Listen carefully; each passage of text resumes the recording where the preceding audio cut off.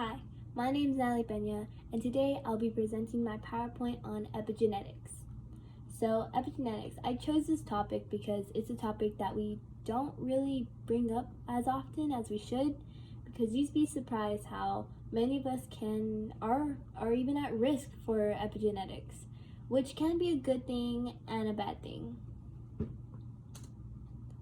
So, epigenetics. Epigenetics is the study of a gene's function with the effect of behavior and or the outside environment without disturbing the DNA sequence. This determines how the body analyzes the DNA sequence. The changes may include DNA methylation, histone modification, and non-coding RNA. Even though these changes are reversible, there is still a chance of being diagnosed with a genetic disorder. History.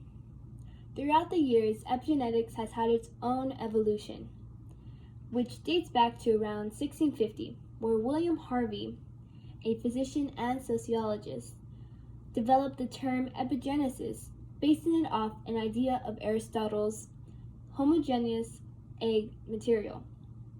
Many years later, in 1942, Conrad Waddington, an embryologist, modernized this term into what it is known as today.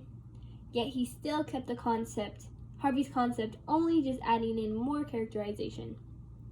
Then in 1958, a microbiologist named David L. Nanny had looked further into epigenetics, in which he expanded by analyzing the cellular control systems.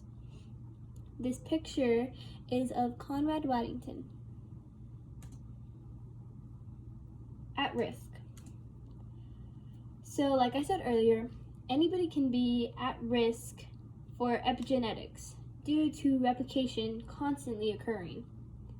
Although the ones who are at a high risk are newborn babies, since epigenetics can happen even before birth. Depending on the mother's health, can give the baby a higher chance of being healthy or unhealthy. In addition, to who are at a high risk of receiving a gene disorder are usually those who either have a alcohol drug problem, taking any certain medications that can alter the body system in a bad way, polluted environments, so if they're around polluted environments often, or has high stress levels. This degrades the body, making it easier for an insalubrious change in gene expression.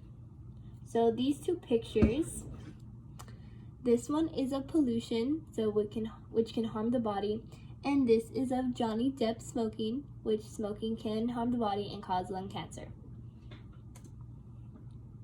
Symptoms. Epigenetics can result to any disorders. It all just depends on the person's lifestyle. For example, epigenetics can cause autoimmune diseases, cancer, or even psychological disorders. Within each of these factors lies even more of a variety of diseases which carry different symptoms. So this picture is a famous scene from Austin Powers where he has a big mole, and I picked this picture because skin cancer also deals with moles, and so I chose this to kind of represent skin cancer.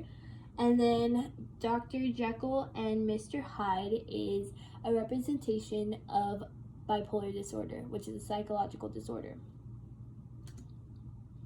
Pathology. Since epigenetics mainly focuses on gene expression, this will have a direct effect on cells, as well as has the power to change DNA, methylation, histone modification, and again, non-coding RNA. There are different cells in our body, and each of these have their own function, which allows the body to run smoothly.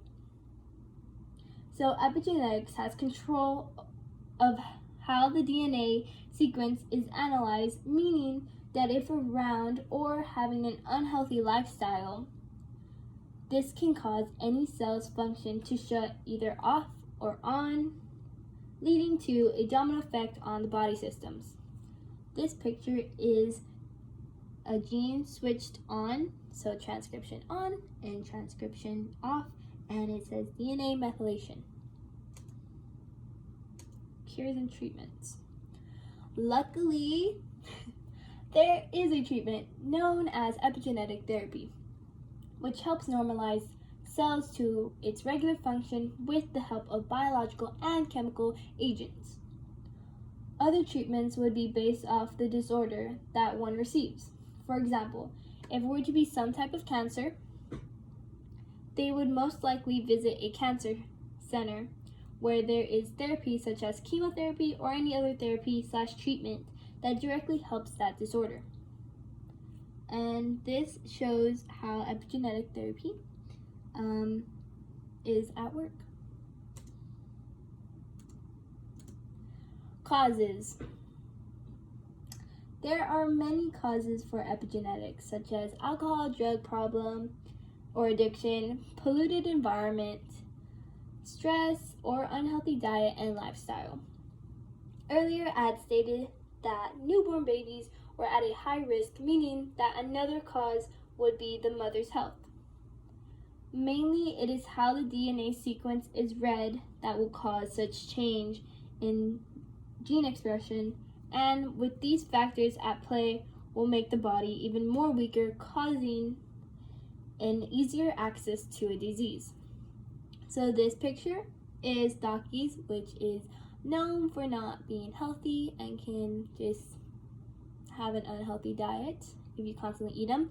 And then bad moms, I'm referring to mothers who don't really take care of themselves when they're pregnant, but of course, if you've seen the movie, it's not like that. Daily life. So a person who picks up a gene disorder from epigenetics usually is prescribed a certain medication depending on the disease they are carrying. Also, they are put under a diet which helps balance the body so the illness doesn't get worse. In addition, they are given appointments to doctors that specialize in whatever disorder they have. For example, say they had gotten an epigenetic disorder due to high stress levels, which means they will be sent to a therapist that can help lower their stress levels. So there's a picture of VeggieTales, meaning the diet that can help balance the body and help kind of prevent the spread of the illness and your body get more stronger. And then the other picture is of a girl who is stressed out because of school. Statistics. Epigenetics can happen to anyone, but depending on how the DNA is read, may or may not cause a gene disorder. Epigenetics can cause diseases such as cancer, in which, according to the National Cancer Institute, statistics show that in the year 2020, there is about 1,806,590 estimated new cases of any type of cancer. As for deaths, it is 606,520. There are yet many other disorders that have their own percentage of survival rate and death rate. So I chose this picture because it is a trending game called Among Us, and I'm not going to get into the game, but it's a dead body reported, meaning kind of the death rate. Yeah. Okay. Treatment centers and medical research. There are many who have done research and still continue to do their research about this subject.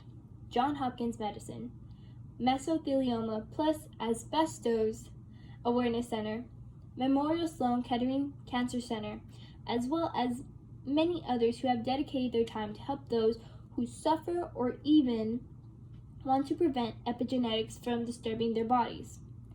In addition, those who have already been affected by epigenetics and carry a gene disorder can go to centers that specialize in that certain disease.